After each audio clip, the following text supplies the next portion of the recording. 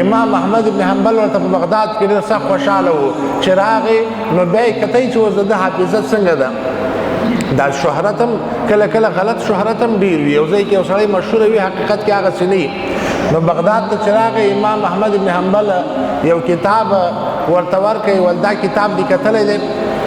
نو امام بخاري واخیستی چې پاڼې واړولې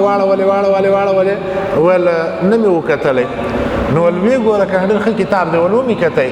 نو ول کتل خو داسې نه وي که نه ول تا سمې وګوره حفظ یې که هغه ول چې ما دا حفظ کوي ول څنګه دې حفظ کوي ول چې یو ځل مې وکتې بس حفظ مې کوي ول امام احمد کتاب واخیستی لاس کې ونیوی او پوښتنې دې شروع کړلې هغه ټول شی حفظ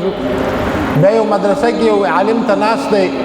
او 14 ورځې مسلسل درس ته ورځي لیکل نه کوي هغه نور ملګري ورته وایي ته خو چټي ټایم ضایع کوې راشئ دلته ناست دی نور کتابونه ګورې چې کوم درس ویل کېږي هغه ته دې غوږ نه نیول نور ګورې نو داسې په عذابوی څو ځلې په عذاب کې نو آخره کې امام بخاري ورته وویله ویل زه ستاسو څه فکر دی چې هسې خپل ټایم خپل عمر ضایع کوم ما سره وخت ډېر دی زه په ذل وخت تېروم راځئ حساب کوئ څو حدیثه دي استاد په دې 14 ورځو کې ویلي دي نو هغو چې خپل کتابونه راویستل 15000 حدیثونه ویلي وه 15000 حدیثه